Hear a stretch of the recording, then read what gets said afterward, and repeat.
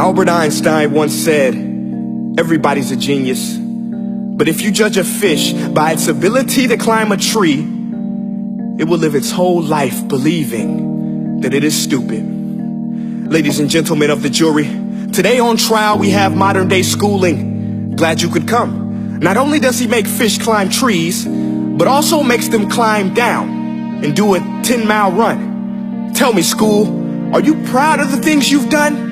Turning millions of people into robots, do you find that fun? Do you realize how many kids relate to that fish?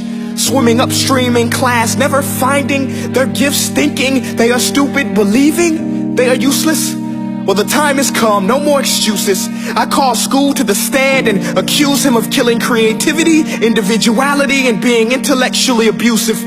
He's an ancient institution that has outlived his usage. So, Your Honor, this concludes my opening statement, and if I may present the evidence of my case, I will prove it. Proceed. Exhibit A. Here's a modern day phone. Recognize it? Here's a phone from 150 years ago.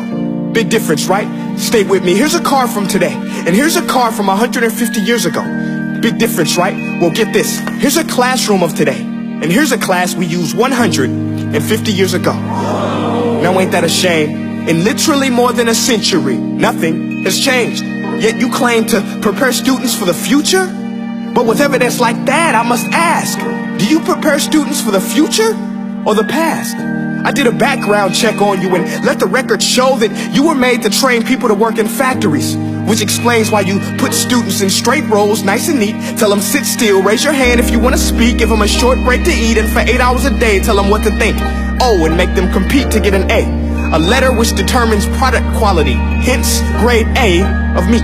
I get it. Back then, times were different. We all have a past. I myself am no Gandhi. But today, we don't need to make robot zombies. The world has progressed. And now we need people who think creatively, innovatively, critically, independently, with the ability to connect. See, every scientist will tell you that no two brains are the same. And every parent with 2 or more children will confirm that claim.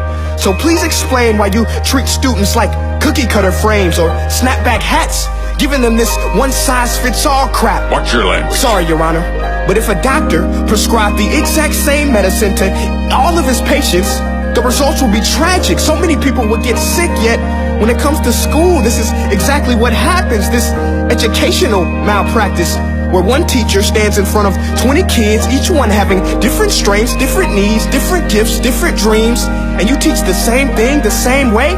That's horrific. Ladies and gentlemen, the defendant should not be acquitted. This may be one of the worst criminal offenses ever to be committed. And let's mention the way you treat your employees. Objection. Overruled. I want to hear this. It's a shame. I mean, teachers have the most important job on the planet, yet they're underpaid? No wonder so many students are short-changed. Let's be honest. Teachers should earn just as much as doctors, because a doctor can do heart surgery and save the life of a kid. But a great teacher can reach the heart of that kid and allow him to truly live. See, teachers are heroes that often get blamed, but they're not the problem. They work in a system without many options or rights. Curriculums are created by policymakers, most of which have never taught a day in their life. Just obsessed with standardized tests. They think bubbling in a multiple choice question will determine success. That's outlandish. In fact, these tests are too cruel to be used and should be abandoned, but don't take my word for it. Take Frederick J. Kelly, the man who invented standardized testing, who said, and I quote, "These tests are too cruel to be used and should be abandoned." Ladies and gentlemen of the jury, if we continue down this road, the results will be lethal. I don't have much faith in school, but I do have faith in people. And if we can customize healthcare, cars, and Facebook pages, then it is our duty to do the same for education, to upgrade it, change it, do away with school spirit, because that's useless. Unless we're working to bring the spirit out of each and every student, that should be our task.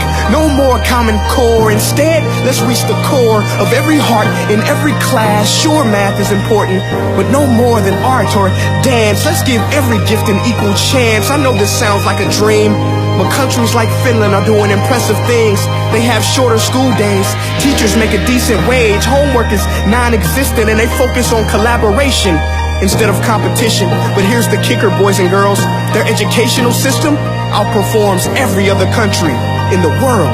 Other places like Singapore are succeeding rapidly. Schools like Montessori, programs like Khan Academy. There is no single solution, but let's get moving. Because while students may be 20% of our population, they are 100% of our future. So let's attend to their dreams, and there's no telling what we can achieve. This is a world in which I believe, a world where fish are no longer forced to climb trees. I'll rest my case.